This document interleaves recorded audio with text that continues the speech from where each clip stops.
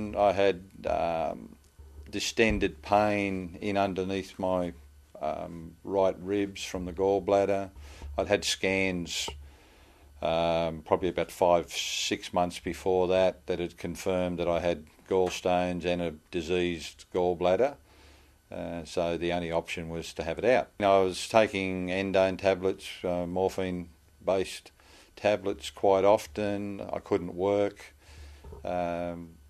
In a fair bit of discomfort. If I ate wrong food, anything that was fatty or dairy product or anything like that, then I paid for it over the next days. So I was in just a constant state of unwell, and every now and again I would get a really bad attack where I'd get pain in under the right ribs, up under the right shoulder blade, nausea, and that would last for a day and a half, and then go away. And so I was on a waiting list at Logan Hospital. It was cancelled a couple of times, and in that time of that happening, the Holy Spirit started to speak to me about maybe not having the operation. Now my background is in nursing, so I'm looking and I know what can go wrong if you don't have that fixed up. I knew John at Dalby many years ago before he started in his healing ministry when we were both young Christians.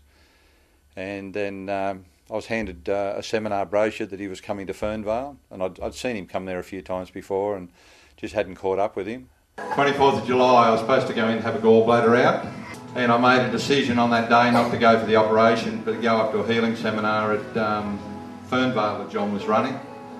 When I told them I wasn't going to have the operation, I was suddenly getting stories from people about people's whole intestines melting and disappearing because they hadn't had, it came from everywhere. And in that time, the Holy Spirit's just saying to me, look, I've got it in hand, it's okay.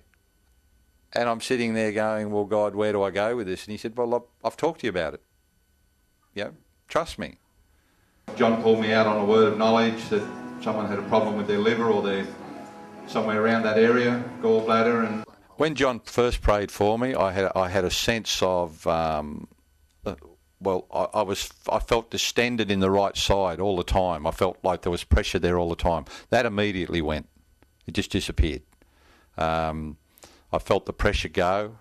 It was still tender at that stage. John was standing at the front of a group of people, so he started to teach the people and started to talk to the people. And while that happened, I got a sensation, this beautiful warm blanket had come down over me, and I totally relaxed. I end up with my head on John's shoulder while he's talking to everyone, and it just felt the most wonderful place to be. Now, and the Holy Spirit coming through John, I just then got wave after wave of sensation in that area in my body. And that probably lasted 5 minutes, I suppose. And I've had no problem since. I haven't been back to have it verified, but I've been eating stuff I probably shouldn't have been. I haven't been able to do that since last November. No pain. 2 days after the seminar, I went to a clinic on the Saturday for trimming horse hooves and that, because I'm a farrier by trade. I hadn't been able to do any physical work for sort of 7 or 8 months, and within 2 days I was back being able to do everything that I could, and I just haven't looked back. It's been fantastic.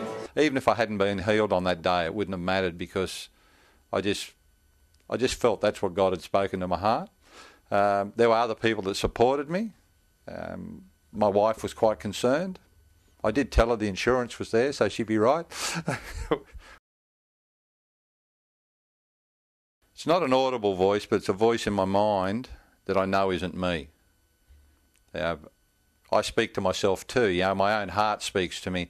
But there are times where I know with a certainty that this hasn't come from my own heart. It hasn't come from me not wanting a certain thing to happen. The Holy Spirit will come and he'll speak gently into my mind, and that's how I've found over the years. I've also been a horse handler over the years, and a horse whisperer, which, the term they use of gentling animals. And that's how God comes to me. He comes gently and quietly, and he talks to me. And even if I'm reluctant to go with it initially. He just quietly comes and he's persistent, and he'll keep talking to me because he keeps telling me it's not about him and it's not about him loving me more, it's about me getting free of things. If I hear something in my heart, I'll look at it, I'll analyse it, but faith isn't done through logic.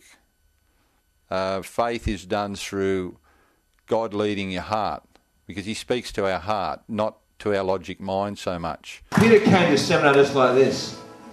He was due for an operation on the day of the seminar. He decided not to have the operation. I don't advise anyone to do that, but God spoke to him. He cancelled his operation. Driving home that night, my neck I've had a lot of injuries to my neck over the years with horses, and my neck had actually loosened up, and I can turn my neck in, and I hadn't even gone to have that. It was just a bonus.